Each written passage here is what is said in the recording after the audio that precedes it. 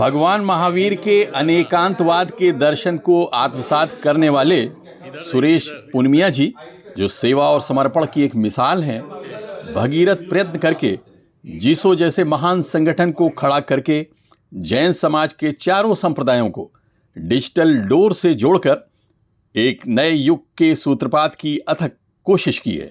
तो ये अनेकांतवाद ये कहता है कि तुम भी सही मैं भी सही, खाली मैं सही उसमें कभी ऐसा होता नहीं है, सामने वाला भी सही है, तुम भी सही मैं भी सही। तो ये अनेकांतवाद का एक फिलोसफी ऐसा है कि अगर पूरे विश्व में आज जैसे युद्ध की स्थिति है, अगर दोनों पक्ष कहे कि भाई तुम भी सही मैं भी सही, तो युद्ध जिंदगी में कभी नहीं होगा। आपका अटूट संकल्प समाज के हर युवा को अवसर और हर जरूरतमंद को संबल देना है। सुरेश जी के प्रभावशाली नेतृत्व में आज जैन समाज तकनीकी प्रगति और मानवीय संवेदनाओं के साथ वैश्विक पटल पर मजबूती से उभर रहा है। पेश है इस महान व्यक्तित्व से प्रेस 9 न्यूज़ के संपादक आबिद नकवी द्वारा लिया गया इंटरव्यू। नमस्कार, मैं हूं आबिद नकवी।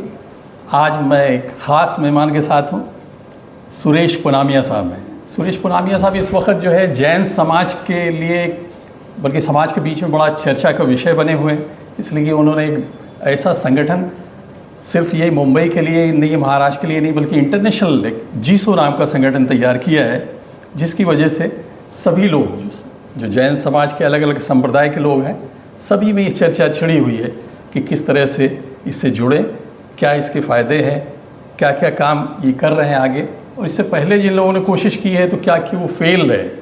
तो आइए ऐसे मेहमान से बात करते हैं, वो खुद ही बताएंगे कि इस संगठन को बनाने की ज़रूरत आखिर उनको क्यों पड़ी। जय जिनेंद्र, सबसे पहले तो आपका बहुत बहुत धन्यवाद, आपने हमें मौका दिया कि हमारी कुछ बातें हम लोगों तक रख सकें। तो ये संगठन बनाने का जो उद्देश्य ये जो है कि हमारे समाज में 4 फिरके हैं जनरली, मोटे तौर पे श्वेतांबर, दिगंबर, तेरापंथ और स्थानकवासी, और उसमें भी चारों में अंदर और काफ़ी डिवीज़न है।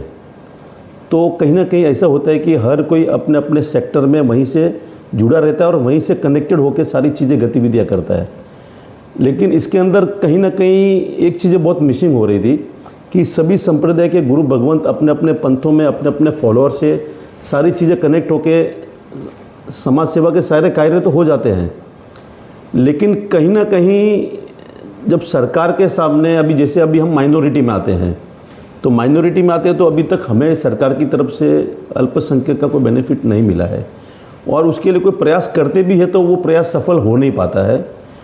तो इसका सबसे रीज़न क्या, तो थोड़ा हमने सोचा, तो इसमें कहीं ना कहीं हमें ऐसा लग रहा है कि हम अलग अलग काफ़ी पंथों में, संप्रदाय में बटे हुए हैं, तो एक कैसे होंगे और कैसे एक होके लोग जुड़ेंगे।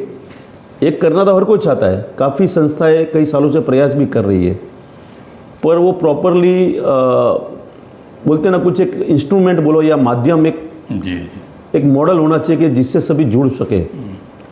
तो हमारे सामने भी ये प्रश्न आया, तो फिर हमने डिजिटल का एक सहारा लिया।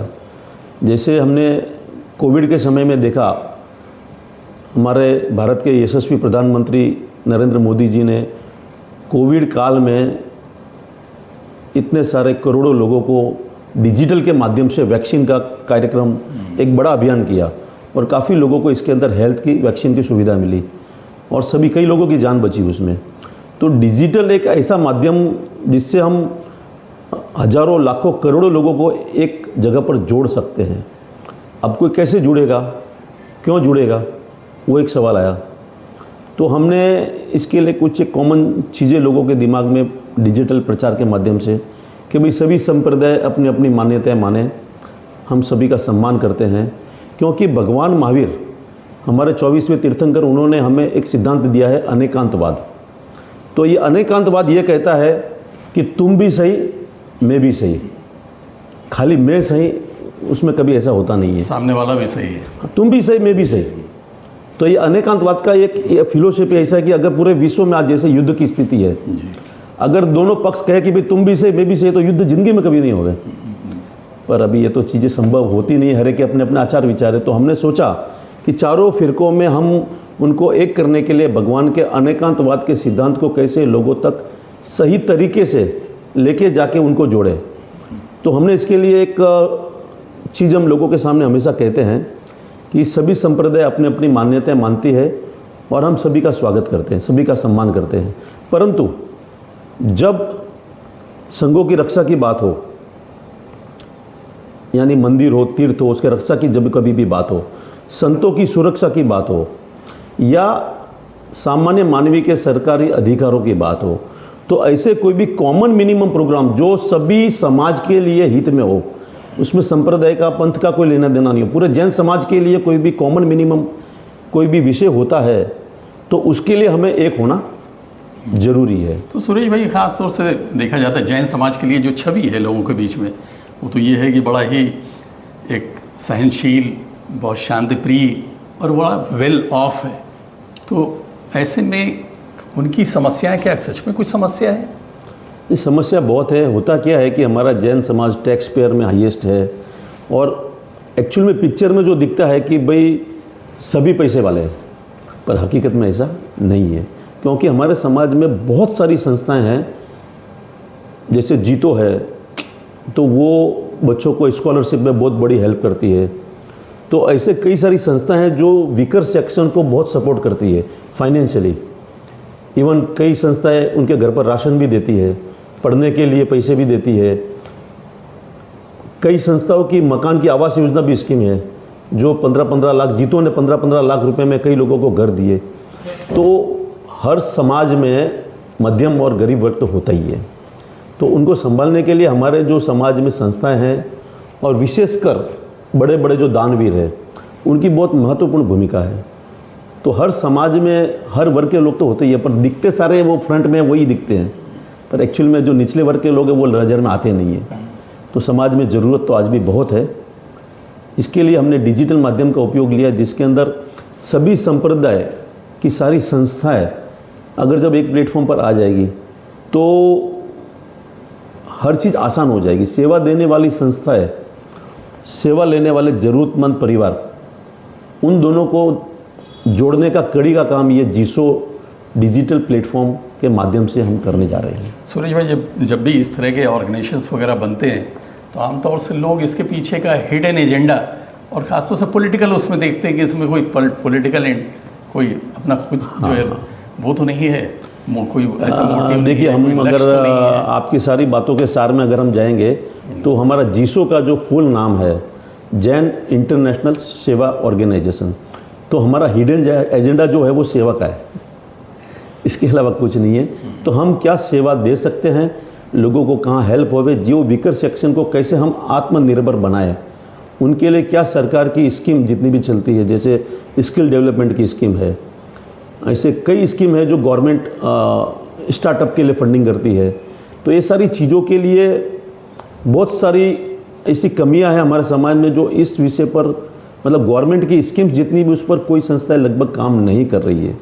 सभी संस्थाएं जितनी भी है काम बहुत कर रही है सेवा की, चैरिटी आती है, चैरिटी बांटते हैं, बट गवर्नमेंट सेक्शन में कोई काम नहीं कर रहा है। तो हमने उस पर काम करने के ऊपर फोकस दिया। हम जनरली ये सोच रहे हैं कि सभी संस्थाएं ज़बरदस्त काम करती है, पर इसमें कहाँ कोई चीज़ मिसिंग है, उस पर हम काम करें तो वो चीज़ें फुलफिल होगी। इसलिए हमने कुछ अलग हट के सोचने का काम किया है। तो जैन एकता, सभी को साथ में लेकर, और जैनों की जनगणना, ये दो महत्वपूर्ण मुद्दे लेकर हम चल रहे हैं। इसमें हम आगे पूरी कोशिश कर रहे हैं कैसे हम जोड़ पाएंगे। उसके लिए हमने जैन सेतु नाम का एक मोबाइल ऐप भी हम लॉन्च करने वाले हैं बहुत जल्दी। आगे चातुर्मास का समय आ रहा है, सभी गुरु भगवंत भी स्थिर रहेंगे, तो वो धार्मिक माहौल रहेगा 2 महीना 4 महीना, तो उस समय सारी चीज़ें एक फ्लो में चलेगी। तो उसकी तैयारी में हम अभी से लग रहे हैं।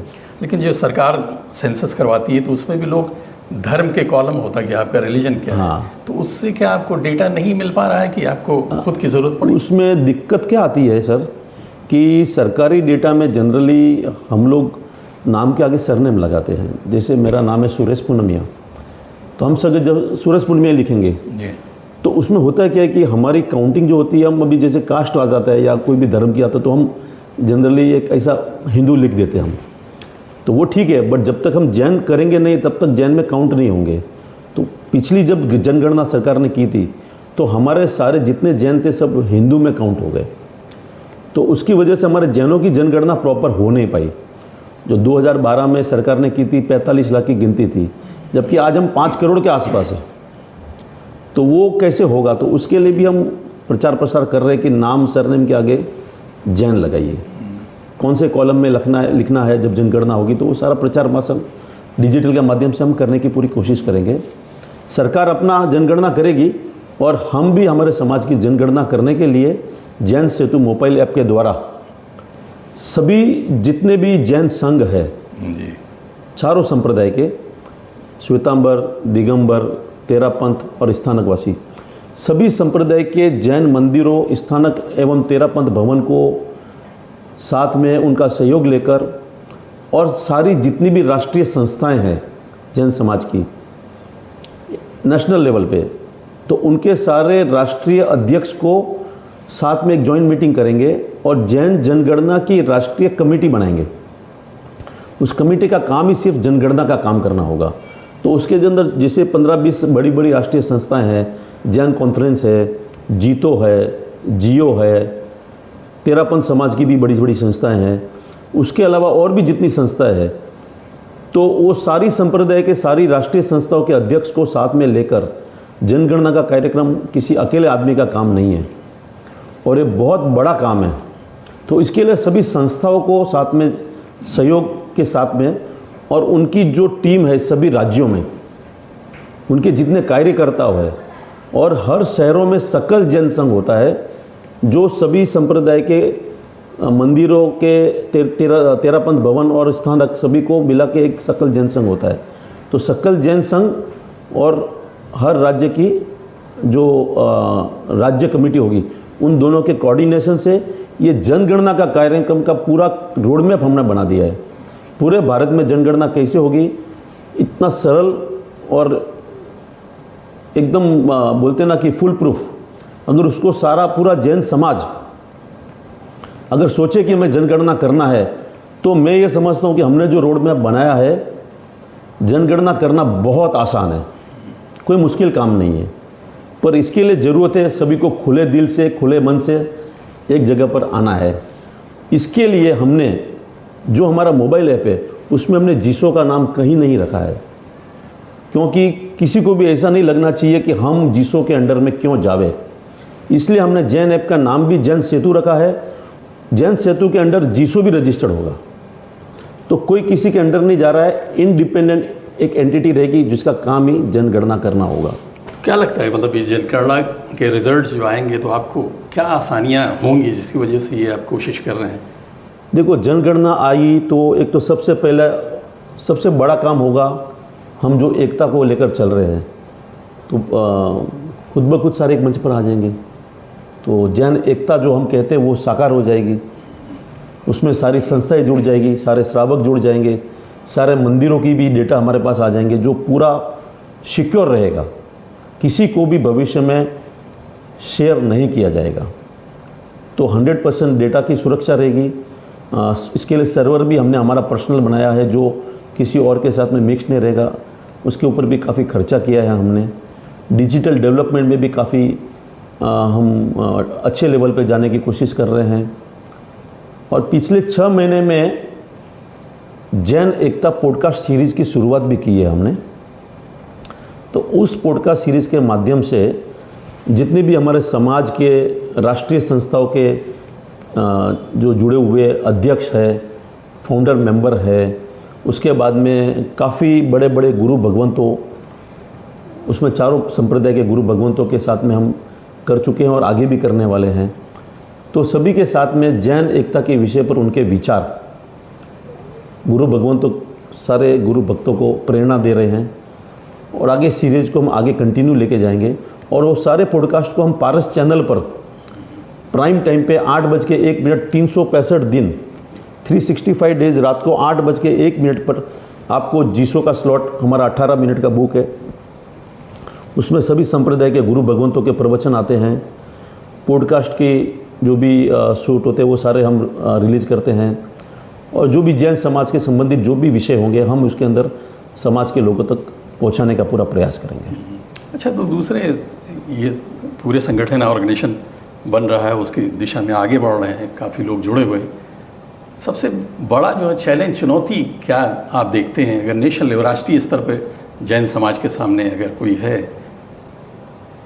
सबसे बड़ी चुनौती, समाज के पास सब कुछ है, कोई चीज़ की कमी नहीं है। आर्थिक दृष्टि से हमारा समाज बहुत मजबूत है और हमारे समाज में ऐसे ऐसे दानवीर है कि मैं समझता हूँ कि पूरे विश्व में से दानवीर कहीं नहीं मिलेंगे। लेकिन कमी एक चीज़ की आज भी है, जो मैं लगभग बड़े बड़े गुरु भगवंतों के मुंह से सुन चुका हूँ, जिनकी बड़ी बड़ी संस्थाएं हैं, उनके मुंह से भी एक उनका जो दर्द अंदर से जो झलकता है कि हर संस्था में बड़े बड़े नाम जुड़ जाते हैं और संस्था बड़ी हो जाती है, परंतु आज भी बड़ी से बड़ी संस्थाओं में कार्यकर्ताओं की कमी महसूस होती है। जो मैंने देखा हमारे पूरे जैन समाज में, अगर कार्यकर्ताओं की बात पे आवे तो तेरापंथ समाज, मैं समझता हूँ कि उनके मुकाबले किसी का काम नहीं हमारे समाज में, क्योंकि उनके समाज में वो जो सेवा का कार्य करते हैं उसके अंदर पूरा समाज कार्यकर्ता होकर कैसे वो काम करे उसके लिए जुट जाता है।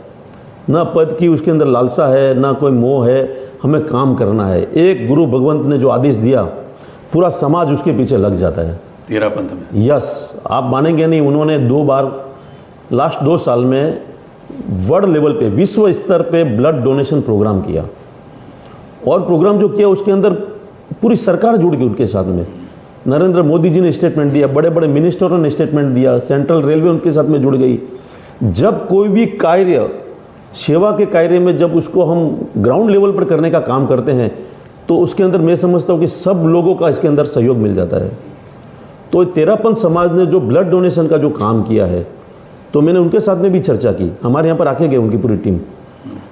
तो मैंने उनके सामने प्रस्ताव रखा कि आपका ये समाज जो ब्लड डोनेशन का प्रोग्राम कर रहा है, अकेला तेरापंथ समाज, अगर ऐसे प्रोग्रामों में जो विश्व स्तर पे करने हैं, चारों संप्रदाय के लोग जुड़ जावे, संस्थाएं जुड़ जावे, कार्यकर्ता जुड़ जावे, तो सोचो उसका रूप कितना बड़ा आ सकता है। तो प्रपोजल मैंने उनके सामने रखा। मैं बोला अगला कार्यक्रम आप ब्लड डोनेशन का कर रहे हैं, बहुत अच्छी बात है, एक ऐसा कार्यक्रम करते हैं जिसके अंदर जन जन के स्वास्थ्य की हम देखभाल कर सकें। तो मैंने उनसे एक प्रपोजल भी रखा है, जो सूरत में राजेश जैन करके हैं तेरापंथ समाज से, मेरी उनसे बात भी हुई, जिन्होंने ब्लड डोनेशन का पूरा विज़न उनका है, जो नेशनल लेवल पे, इंटरनेशनल लेवल पे कर रहे हैं।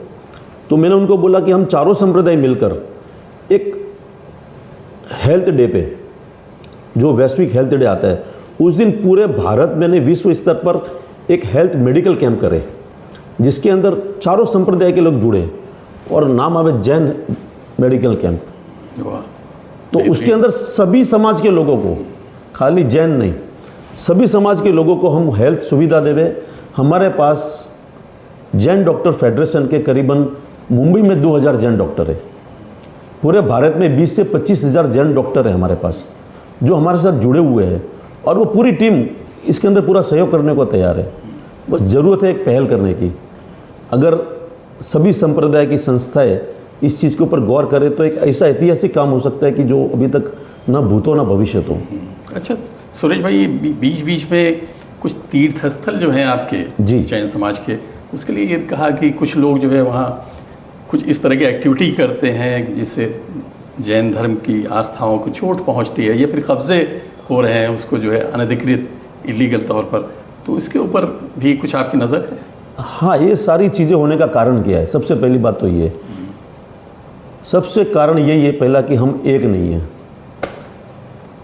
अभी जितनी भी सारे संस्थाएं हैं, सारी संस्थाएं बहुत अच्छा काम करती है और अपने अपने विषय पर काम करती है, लेकिन सारी संस्थाओं को भी ये ध्यान रखना चाहिए कि कुछ ऐसे विषय है जो समाज के विषय है, संस्था के विषय से हटकर जो समाज के तीर्थों के विषय है, तो उस विषय पर भी सभी संस्थाओं में एक विंग बनानी चाहिए जो तीर्थ रक्षा विंग हो, हर संस्था के इसके अंदर, नेशनल संस्था में। और उसके बाद में ऊपर एक बॉडी होवे तो उसके अंदर हर संस्था के एक प्रतिनिधि तीर्थ रक्षा समिति में होवे। तो कल उठ के भारत में जैसे भी हमारा जो झारखंड में हमारा जो तीर्थ है जिसको हम समित शिखर जी कहते हैं, वहाँ पर भी ऐसी कई घटनाएं हो रही है। कई लोग वहाँ पर कब्जा करके बैठे हैं। गिरनार में भी ऐसा हो रहा है। तो हर तीर्थों पे ऐसी गतिविधियाँ हो रही है, पर हम एक नहीं है ना, तो ये आगे भी होते रहेगा। हम इसको कुछ नहीं कर पाएंगे, सिर्फ देखेंगे, कर कुछ नहीं पाएंगे। अगर कुछ करना है समाज को तो हमें एक होना पड़ेगा, उसके बगैर संभव नहीं है। तो सुरेश भाई, अगर आप अपने लक्ष्य में कामयाब रहे तो सबसे बड़ा काम क्या करना चाहेंगे समाज के लिए? देखो, हमारा लक्ष्य तो जैन एकता है और जनगणना है। अगर ये दोनों चीज़ में हम सफल हो जाते हैं, शायद अगर सब जो बोल रहा हूँ सही नहीं बोल रहा हूँ, हम सफल होंगे, 100% होंगे, मुझे पूरा विश्वास है। क्योंकि परमपिता परमेश्वर की आज्ञा से और उनकी रचना, जिसको हम आज जिसो कहते हैं, इसके अंदर मेरा कोई रोल नहीं है। और मैं तो सिर्फ एक ऊपर वाले का माध्यम हूँ, जिन्होंने मुझे ये इस कार्य के लिए चुना है। शायद मुझे ऐसा प्रतीत होता है कि इस धरती पर मेरा जन्म इस उद्देश्य के लिए हुआ है। नहीं तो आप सोचिए, एक ऐसा व्यक्ति जिसका कोई सोशल बैकग्राउंड नहीं, कोई सोशल फेस नहीं और सोशल एक्सपीरियंस नहीं, 100% न्यू ब्रांड फेस मार्केट में उतरा है, जो समाज सेवा के नाम से काम कर रहा है जिसो के माध्यम से। और लास्ट 2 साल से मैं पूरा प्रयास कर रहा हूँ मेरी तरफ से। और अब ऐसा प्रतीत हो रहा है कि 3 फेस होते हैं किसी भी चीज़ के लिए। एक तो अवेयरनेस, तो हमने शुरू में काफ़ी अवेयरनेस किया डिजिटल के माध्यम से। सेकंड फेस में आया एडॉप्शन, तो लोगों ने उसको एडॉप्ट भी किया। थर्ड फेस आया एक्सेप्टेंस। तो अब हम थर्ड फेस में पहुंच चुके हैं, जहां पर समाज के सभी संस्थाओं ने हमें एक्सेप्ट कर लिया है, सभी गुरु भगवंतों ने हमें एक्सेप्ट कर लिया है, और सभी समाज के सभी लोगों ने, मतलब मैं आपको बताऊँ कि सभी को एक आशा की किरण लग रही है कि अभी कहीं ना कहीं एक होने की तरफ हम आगे बढ़ रहे हैं। अभी राह आसान है, अभी कोई बड़ी मुश्किल नहीं है। तो अपने युवाओं से, यूथ वर्ग खासतौर से, ये सब सारे काम के लिए यूथ को ही मतलब जोड़ता है, तभी जो है ठीक से आप अपने तो इसके लिए मैंने क्या संदेश जो है शॉर्ट में क्या संदेश देना चाहिए? यूथ को मैं एक संदेश देना चाहूँगा कि जो भी यूथ जितने भी है, आज की युवा बहुत पढ़ी लिखी है और बहुत होशियार है वो, और उनको सब समझ में आता है। तो ये पंथों में, इसमें उनको कोई लेना देना नहीं है। उनको हम जैन है, भगवान महावीर के अनुयायी है, उनको उतना समझ में आता है और वो लॉजिक से चलते हैं।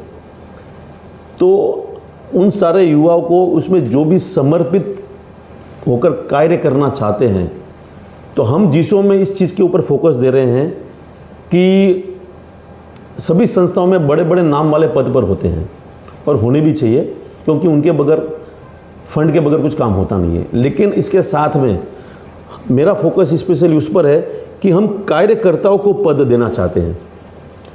तो जो कार्यकर्ता जिस संस्था में कार्य करते हैं, उनको कहीं भी उनको नोटिस नहीं किया जाता है, उनको मान सम्मान मिलता है, न उनका वो रिस्पेक्ट होता है।